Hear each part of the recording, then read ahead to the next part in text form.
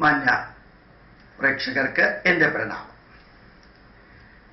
വെറുതെ ഇരിക്കുമ്പോൾ പത്രമാധ്യമങ്ങളിലൂടെ നിരന്തരം പോകുമ്പോൾ അതുപോലെ സമയം കിട്ടുമ്പോഴെല്ലാം ഭാരതത്തെക്കുറിച്ചുള്ള ന്യൂസ് ഇന്റർനെറ്റിലൂടെ കാണുമ്പോൾ വളരെ രസകരമായിട്ടുള്ള ഒരു അനുഭവം പുറകോട്ട് തിരിഞ്ഞെന്ന് നോക്കുകയും ഇപ്പോഴത്തെ അവസ്ഥ നോക്കുകയും ചെയ്യുമ്പോൾ എന്തെല്ലാം വിമർശനങ്ങളാണ് ഭാരതത്തിലെ പത്രങ്ങൾ കേന്ദ്ര മന്ത്രിമാർക്കും മന്ത്രിസഭയ്ക്കും പ്രധാനമന്ത്രിക്കും എതിരെ നിരന്തരം നിറയൊഴിക്കുന്ന മാതിരി ഒഴിച്ചുകൊണ്ടിരുന്നത്. അതിലേറ്റവും പ്രധാനപ്പെട്ട വിമർശനം ചെയ്തുകൊണ്ടിരുന്നത് രാഹുൽ ഗാന്ധിയാണ്. അങ്ങേരിപ്പോൾ എവിടെയാണെന്ന് പോലും പാർട്ടിക്കാർക്ക് പോലും അറിഞ്ഞൂടാ. മറ്റ് പല സംസ്ഥാനത്തിലെ മന്ത്രിമാരും മുഖ്യമന്ത്രിമാരും രാഷ്ട്രീയ നേതാക്കന്മാരും എല്ലാം സോണിയാഗാന്ധി ഉൾപ്പെടെ നിശ്ചിതമായിട്ട് വിമർശിച്ചുകൊണ്ടിരുന്നത് ആ വിമർശനങ്ങളെല്ലാം ഇപ്പൊ ഇല്ല. അവാർഡ് വാപസി എന്ന് പറഞ്ഞുകൊണ്ട് കുറേ പേര് അവാർഡ് തിരിച്ചു കൊടുത്തു. ഇപ്പൊ ആരൊക്കെയാണ് അവാർഡ് തിരിച്ചു കൊടുത്തതെന്ന് പോലും ആർക്കും അറിഞ്ഞൂടാ. അതിന് കേന്ദ്ര സാഹിത്യ അക്കാദമി പറയുകയും ചെയ്തു, അവാർഡ് കൊടുക്കാനേ ഞങ്ങൾക്ക് പ്രൊവിഷനേ ഉള്ളൂ, തിരിച്ചു മേടിച്ചാൽ എവിടെ വെക്കണം എന്നുള്ള പ്രൊവിഷൻ ഇല്ലാത്തതുകൊണ്ട് വേണമെന്നുള്ളവർ എടുത്തുകൊണ്ട് പോകാമെന്ന് പറഞ്ഞു. അതുപോലെ ബീഫിനെ കുറിച്ച് കുറേയധികം വിമർശനങ്ങൾ വന്നു. ദളിതരെ കൊല്ലുന്നതിനെ കുറിച്ച് കുറേയധികം വിമർശനങ്ങൾ വന്നു. ന്യൂനപക്ഷങ്ങളുടെ ആരാധനാലയങ്ങളെ തകർക്കുന്നതിനെ കുറിച്ച് കുറേ വിമർശനങ്ങൾ വന്നു. പ്രധാനമന്ത്രിയും മറ്റു മന്ത്രിമാരും ഉപയോഗിക്കുന്ന ചില വാർത്തകൾ, ചില വാക്കുകൾ അത് വാർത്തകളായി മാറുമ്പോൾ അതിനെതിരെ വിമർശനങ്ങൾ വന്നു. പ്രധാനമന്ത്രി നിരന്തരം വിദേശത്ത് പോകുന്നതിനെതിരെ ശക്തമായിട്ടുള്ള വിമർശനങ്ങൾ വന്നു. വില കൂടുന്നതിനെ കുറിച്ചുള്ള വിമർശനങ്ങൾ വന്നു. പെട്രോളിന്റെയും ഡീസലിന്റെയും വില കൂടുന്നതിനെ കുറിച്ച് വിമർശനങ്ങൾ വന്നു. ഇൻകം ടാക്സ് എല്ലാവരിൽ നിന്നും നിർബന്ധമായിട്ട് പിരിക്കാൻ പോകുന്നതിനെ കുറിച്ച് പണ്ട് വിമർശനങ്ങൾ വന്നു. അതുപോലെ അച്ഛേദിനെ കുറിച്ചുള്ള വിമർശനങ്ങൾ ഉണ്ടായിരുന്നു. ഏതെല്ലാം വിധത്തിലുള്ള വിമർശനങ്ങളാണ് ഈ 2 വർഷം തികയുന്നതിന് മുമ്പ് ഉണ്ടായിരുന്നത്. ഇപ്പോഴും പെട്രോളിന്റെ വില കുറച്ചൊക്കെ കൂടുന്നുണ്ട്. അതുപോലെ തന്നെ പല കാര്യങ്ങളും നടക്കുന്നുണ്ട്. കേരളത്തില് ശരിക്ക് ദളിതരെ അവഹേളിച്ചിട്ടുണ്ട്. കർണാടകത്തില് അശ്വതിയെ അവഹേളിച്ചിട്ടുണ്ട്. അതുപോലെ തന്നെ കർണാടകത്തില് ശ്രീകൃഷ്ണനെ എതിര് പറഞ്ഞ, ശ്രീകൃഷ്ണനെ വിമർശിച്ച ഒരു പ്രൊഫസറെ അറസ്റ്റ് ചെയ്തിട്ടുണ്ട്. പക്ഷെ അറസ്റ്റ് ചെയ്തപ്പോൾ വാർത്ത വന്നത് സ്മൃതി ഇറാനിയെയും മോഡിയെയും വിമർശിച്ചതിന് ആ പ്രൊഫസറെ അറസ്റ്റ് ചെയ്തത് കൃഷ്ണനെ അവഹേളിച്ചു എന്ന പേരിലാണെന്ന് ഒരു ഇമ്പാക്റ്റും ഉണ്ടാക്കിയില്ല.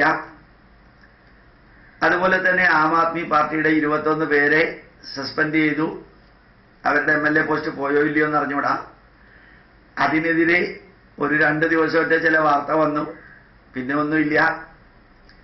ശരിക്ക് ഭാരതം മുഴുവനും മതത്തിന്റെ അടിസ്ഥാനത്തിൽ, ന്യൂനപക്ഷത്തിന്റെ അടിസ്ഥാനത്തിൽ, ദളിതരുടെ അടിസ്ഥാനത്തിൽ, ഉപയോഗിക്കുന്ന വാക്കുകളുടെ അടിസ്ഥാനത്തിൽ, ബീഫിന്റെ അടിസ്ഥാനത്തിൽ, ഇൻടോളറൻസിന്റെ അടിസ്ഥാനത്തിൽ, ദേശവിദേശങ്ങളിലേക്ക് യാത്ര പോകുന്നതിന്റെ അടിസ്ഥാനത്തിൽ ഉണ്ടായിരുന്ന വിമർശനങ്ങൾ ഇപ്പോ ഉണ്ടോ എന്ന് വെറുതെ ഒന്ന് ചിന്തിച്ചു നോക്കാം. നമ്മുടെ പിണറായി വിജയൻ സാറിലുണ്ടായ മാറ്റം നോക്കാം. അടിമുടി മാറ്റാണ്, അത്ഭുതകരമായിട്ടുള്ള മാറ്റം.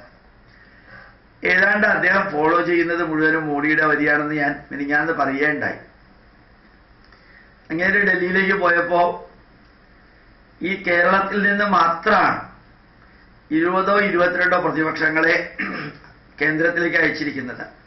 കോൺഗ്രസ് പോയാലും പ്രതിപക്ഷമാണ്, കമ്മ്യൂണിസ്റ്റ് പാർട്ടിയുടെ കൂട്ടത്തിലുള്ളവർ പോയാലും പ്രതിപക്ഷമാണ്. എന്നിട്ടും ഇത് വീട് പോലെ നോക്കിക്കോളൂ, ഇവിടെ വന്നോളൂ, എന്ത് വേണമെങ്കിലും ചോദിച്ചോളൂ എന്ന് പറയുകയും, പിണറായി വിജയൻ പോളിറ്റ് ബ്യൂറോയിലെ മീറ്റിംഗ് എന്ന് പറഞ്ഞ് ഡൽഹിയിലേക്ക് പോകുമ്പോഴത്തേക്കും ഗഡ്കരിയെയും രവിശങ്കർ പ്രസാദിനെയും എല്ലാവരെയും കണ്ടിട്ട് തിരിച്ചു വരികയും ചോദിക്കുന്ന എല്ലാ കാര്യത്തിനും ഫിനാൻഷ്യൽ സപ്പോർട്ട് കിട്ടുകയും എല്ലാം ചെയ്യുന്നൊരു കാര്യം. അത് ഒരു തുറന്ന മനസ്സും തുറന്ന പ്രവൃത്തിയും എല്ലാ സംസ്ഥാനത്തോടുമുള്ള ഒരേ വീക്ഷണവുമെല്ലാം ഉണ്ട് എന്ന് ഉറപ്പിച്ച് പറയാൻ പറ്റുന്ന രീതിയിലുള്ള ഒരു മാറ്റം, വിമർശിക്കാൻ ഒന്നുമില്ലാത്തൊരവസ്ഥ.